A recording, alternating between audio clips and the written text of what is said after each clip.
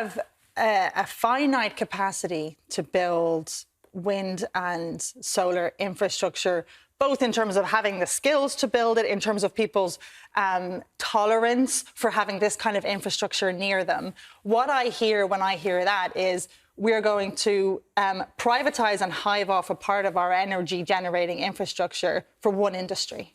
Right, and we're going to perhaps maybe allow them at some point to sell that back to us. The private wires covers a lot more than that. So one issue that people at home with electric vehicles will experience, particularly those living in terraced houses, for example, that they can't actually get a wire to their car. The private wires would allow those households actually charge their car, go under the actual public footpath. So the private wires, while yes, it's covering the larger infrastructural piece. No, but I think, sorry, and that's what worries Elizabeth, but I think the issue there was that there's finite resources in terms of, we'll say, the construction wherewithal in that industry to build all of this. And if you're going to say, right, we're going to now allow these data centres to be built all around the country as long as they cover the roof in solar panels or buy a few acres next door and cover the field in solar panels, then that's fewer people to put solar panels on public buildings or for public use or on people's private homes or to retrofit homes up and down the country. I did disagree with that. I did disagree with that completely. You know, there's international resources here, not just the resources in Ireland.